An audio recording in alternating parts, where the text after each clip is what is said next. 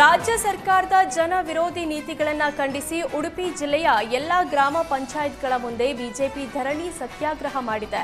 ಮಾಜಿ ಸಚಿವ ಸುನೀಲ್ ಕುಮಾರ್ ಕಾರ್ಕಳ ಮತ್ತು ಹೆಬ್ರಿ ತಾಲೂಕಿನ 10ಕ್ಕೂ ಹೆಚ್ಚು ಗ್ರಾಮ ಪಂಚಾಯಿತಿಗಳ ಮುಂದೆ ನಡೆದ ಪ್ರತಿಭಟನೆಯಲ್ಲಿ ಭಾಗಿಯಾಗಿದ್ರು.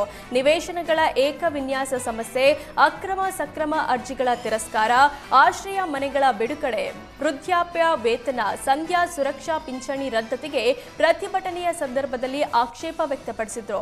ವಿದ್ಯುತ್ ದರ ಏರಿಕೆಯನ್ನ ಖಂಡಿಸಿ ಬಿಜೆಪಿ ಕಾರ್ಯಕರ್ತರು, ಸ್ಥಳೀಯ ನಾಯಕರು ರಾಜ್ಯ ಸರ್ಕಾರದ ವಿರುದ್ಧ ಆಕ್ರೋಶ ವ್ಯಕ್ತಪಡಿಸಿದ್ರು.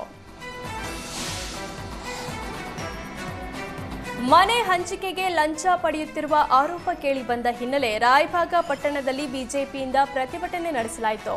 ಬಿಜೆಪಿ ಶಾಸಕ ದುರ್ಯೋಧನ ಐಹೊಳೆ ಹಾಗೂ ಬಿಜೆಪಿ ಪ್ರಧಾನ ಕಾರ್ಯದರ್ಶಿ ಪಿ ರಾಜೀವ ನೇತೃತ್ವದಲ್ಲಿ ರಾಯಭಾಗ ಪಟ್ಟಣದ ಅಂಬೇಡ್ಕರ್ ವೃತ್ತದಿಂದ ತಾಲೂಕು ಪಂಚಾಯಿತಿ ಕಚೇರಿವರೆಗೂ ಪ್ರತಿಭಟನಾ ಮೆರವಣಿಗೆ ನಡೆಸಲಾಯಿತು. ತಾಲೂಕು ಪಂಚಾಯತ್ಗೆ ಬೀಗ ಜಡಿದು ಹೆದ್ದಾರಿ ಮೇಲೆಯೇ ಟೈರ್ಗೆ ಬೆಂಕಿ ಹಚ್ಚಿ ಬಿಜೆಪಿಗರು ಆಕ್ರೋಶ ವ್ಯಕ್ತಪಡಿಸಿದರು. ಬಿಜೆಪಿ ರಾಜ್ಯಾಧ್ಯಕ್ಷ ವಿಜಯೇಂದ್ರ ಬದಲಾವಣೆ ಆಗಬೇಕು ಅನ್ನೋದಕ್ಕೆ ನಾವು ಈಗಲೂ ಬದ್ಧರಾಗಿದ್ದೇವೆ ಅಂತ ಕುಮಾರ್ ಬಂಗಾರಪ್ಪ ಹೇಳಿದ್ದಾರೆ. ಬಿಜೆಪಿ ಮುಂದೆ ಬಹುಮತ ಬರಬೇಕು ಅಂದ್ರೆ ಬದಲಾಗಬೇಕು. ಕರ್ನಾಟಕದಲ್ಲಿ ಅನೇಕರ ಭಾವನೆ ಇದೇ ಆಗಿದೆ. ನಾವು ಸಂಘಟನೆ ದೃಷ್ಟಿಯಿಂದ ಈಗ ಧ್ವನಿ ಎತ್ತಬೇಕಿದೆ. ಆದರೆ ತೀರ್ಮಾನ ಹೈಕಮಾಂಡ್ ಮಾಡುತ್ತೆ.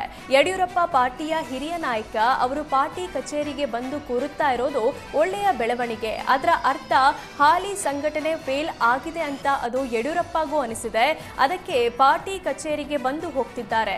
ನಾವು ಯಡಿಯೂರಪ್ಪ ಕುಟುಂಬದ ವಿರುದ್ಧ ಹೋರಾಟ ಮಾಡ್ತಿಲ್ಲ. ನಮ್ಮದು ಸಂಘಟನೆ ಸರಿ ಆಗ್ಬೇಕು ಅನ್ನೋದು ಬೇಡಿಕೆ ಅಂತ ಕುಮಾರ್ ಬಂಗಪ್ಪ ಹೇಳಿದ್ದಾರೆ. ಬಗರ್ ಹುಕುಂನಲ್ಲಿ ಅರ್ಜಿ ಹಾಕಿರೋ ಸಾಬ್ರಿಗೆ ಖಾತೆ ಮಾಡಬೇಡಿ. ಸರ್ಕಾರಿ ಜಮೀನು ಸರ್ಕಾರದೇ ಆಗಿರಬೇಕು. ಯಾರಾದರೂ ಅದನ್ನ ಸಾಬ್ರು ಹೆಸರಲ್ಲಿ ಪರಭಾರೆ ಮಾಡಿದ್ರೆ ನೇಣಿಗೆ ಹಾಕೋದು ಗ್ಯಾರಂಟಿ ಅಂತ ಶಾಸಕ ರಮೇಶ್ ಬಂಡಿ ಸಿದ್ದೇಗೌಡ ಅಧಿಕಾರಿಗಳಿಗೆ ಧಮಕಿ ಹಾಕಿದ್ದಾರೆ. ಮಹದೇವಪುರದಲ್ಲಿ ನಡೆದ ಸಾರ್ವಜನಿಕ ಕಾರ್ಯಕ್ರಮದಲ್ಲಿ ಅಧಿಕಾರಿಗಳಿಗೆ ಧಮಕಿ ಹಾಕಿದ ವಿಡಿಯೋ ಭಾರೀ ಚರ್ಚೆಗೆ ಗ್ರಾಸವಾಗಿದೆ.